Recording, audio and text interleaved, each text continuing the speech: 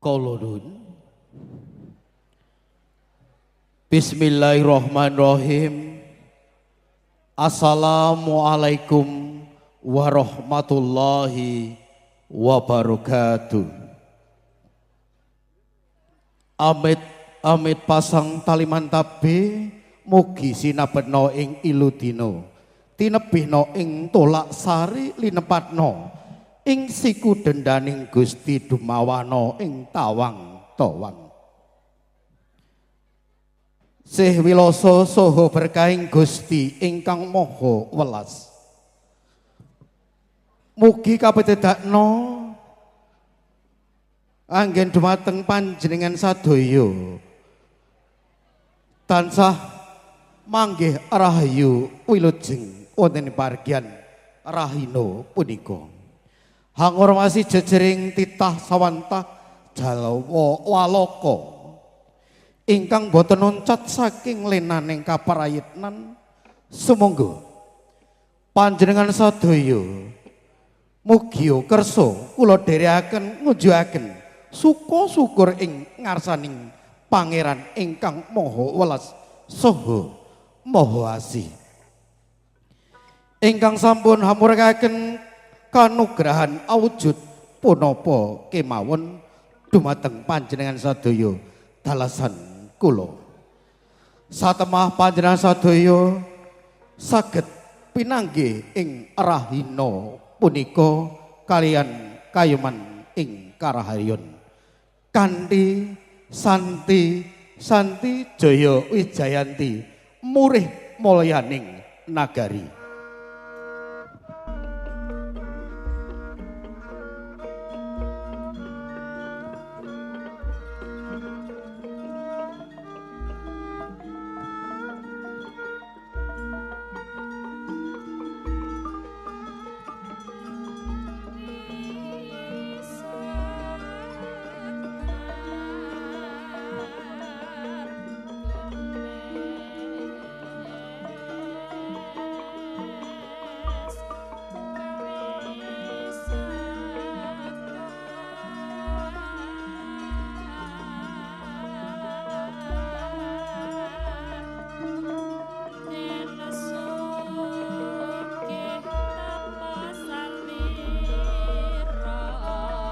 Nuwun kula nuwun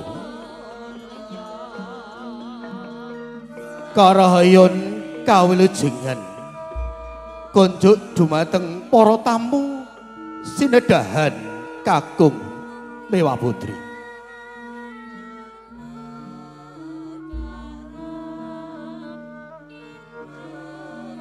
Langkung-langkung konjuk do para pepunden para pinisepuh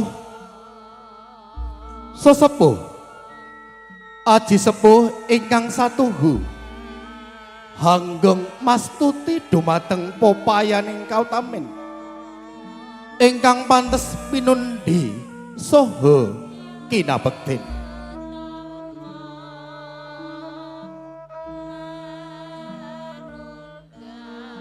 Konjuk dumateng para alim ulama ingkang rinten lawan dalu tansah maos kitab suci wahyuning ilahi kangge panuntun kiblating panembah ingkang satuhu luhuring budi.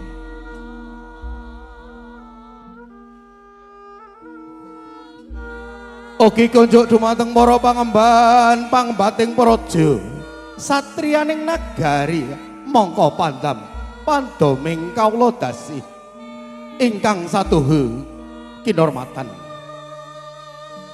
Ugi konjuk dumateng para bayrayata ingkang taksih lebet karya ugi ingkang sampun pana ing karya ingkang satuhu bagya mulya.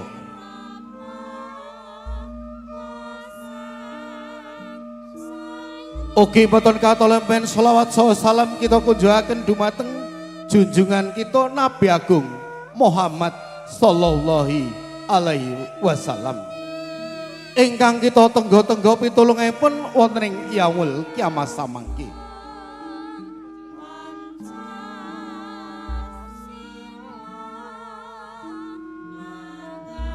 Saderengipun kala matur saestu wonten ing pedal Rahina punika kawula piniji kinen hamasaken hangurutaken urut rontenipun tumapaipun paragian prasaja wonten ing Rahina punika ana niji panjenenganipun Bapa Kliwon Sedya Utama wonten ing pedal Rahina punika ana niji Hangrakit Cekar Cempaka Mulya amiwaha Kang Putra Siwi ana nggih pun Dyah Rarayu Retna Dwi Andasari sarjana komputer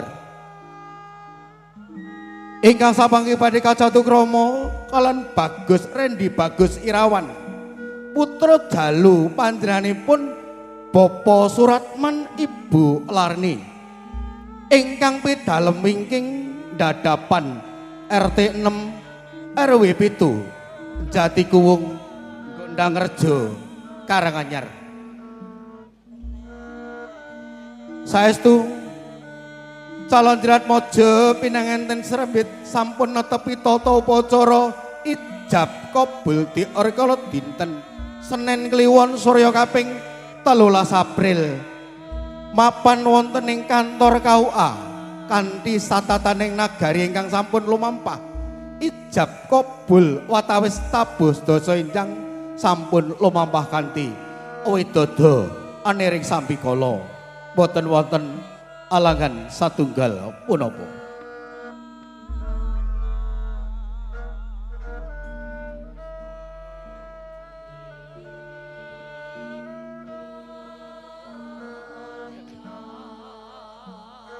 Para lenggah sinedahan kakung meapurti keparenga kamriki badhe maosaken pratelanipun paragian prasaja wonten ing Rahina punika ingkang angka sepisan pambuka saking Pabiya Wara.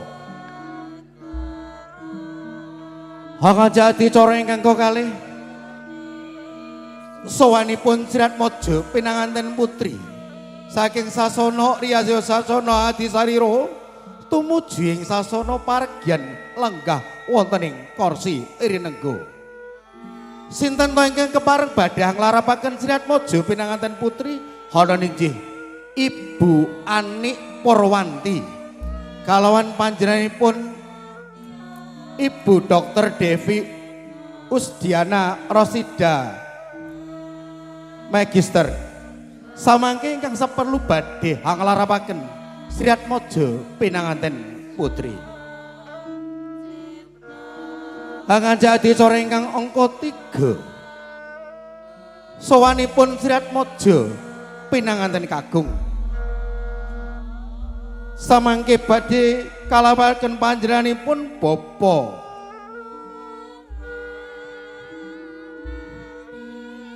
Suparno saha Bapa Sardi ugi kakanthi Bapa Trima. Sasampun Sirat Maja pinanganten putri pinanganten kakung sampun dumugi ing kori paragian samangke badhe giya kalampahan adicara atur pasrah panampi.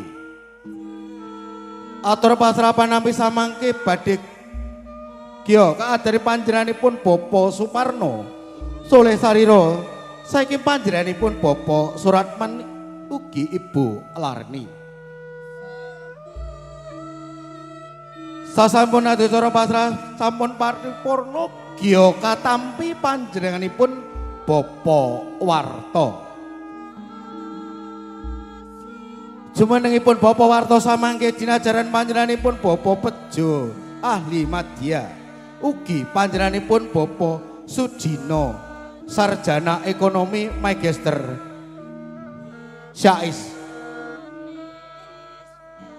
Sasampun adicara pasrah panampi sampun paripurna giya kalajengaken adicara adat widi wedana ingkang sampun lumampah wonten ing laladan ngledhok Jatikuwung Gondangrejo Karanganyar ana nggih adicara panggih. Panggihipun Sirat Maja pinanganten sarimbas samangke badhe kapratistesaken panjenenganipun Ibu Juru Paes.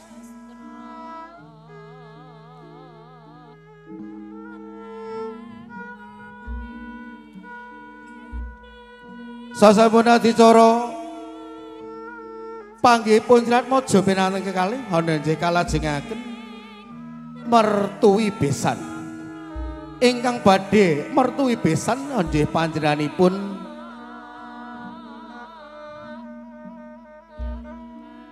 Bapak Dr. Andes Sakiti Sarjana Ekonomi sekalian Ibu Feni Varyani Sarjana Ekonomi Manajemen Sais.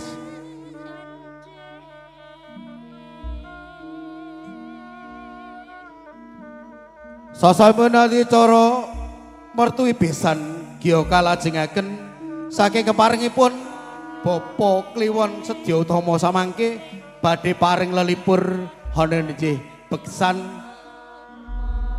kiprah 1000 ingkang badhe kaadan panjenenganipun Adik Iksan. Hangati adicara ing salajengipun hanenjih pinanganten sarimbit samangke badhe atur pangabekten kunjuk dumateng Rama kalawan Ibu hanenjih ingkang kepareng badhe hanglolos duwung panjenenganipun Bapak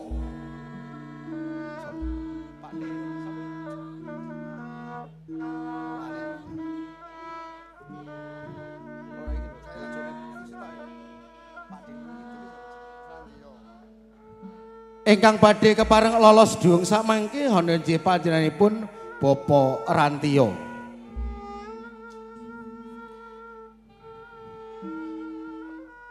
Polenggah sinedahan kakung Mahputri hangaja adicara ingkang salajengipun hanenjih saking kadang-kadang Karang Taruna Janur Kuning badhe marak sowan wonten ngarsanipun Sirat Maja pinanganten sarimbit ugi para tamu kakung Miwa Putri badhe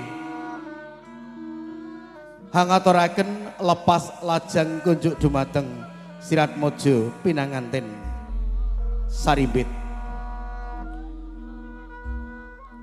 Pargian prasaja wonten ing rahina punika samangke katitipun paripurnaning pargian ambok bilih.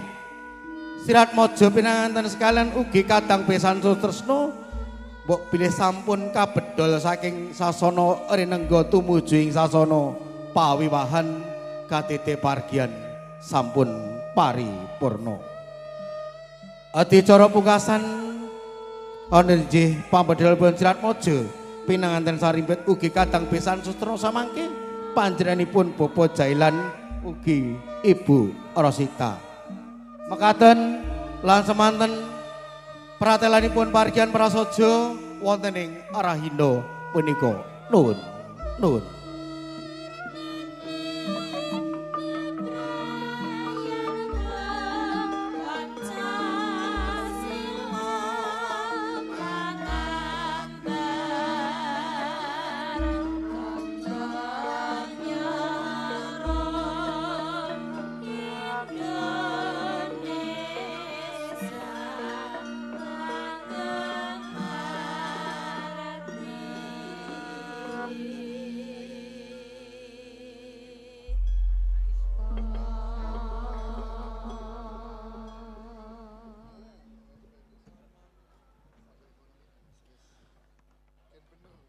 Kala nuwun siripipun Santi Malaya sirip paripurna anggen kawula ngaturaken pratelanipun pargian prasaja wonten ing Arahina punika.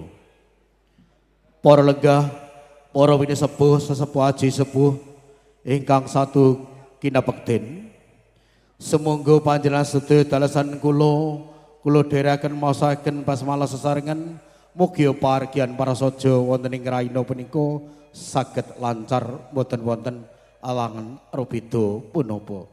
Bismillahirrahmanirrahim. Hangaja adicara ingkang salajengipun hanenjih sowanipun Sirat Maja pinanganten putri saking sasana Juru Paes tumuju ing wonten ing sasana kursi Gading Rinengga. Kunjuk dumateng Ibu Anik Purwanti ugi dumateng Ibu Dr. Devi Usdiana Rosida MSc kala suwun jengkar saking Sasana Palenggahan tumuju ing Sasana Rias Sriatmojo pinanganten putri.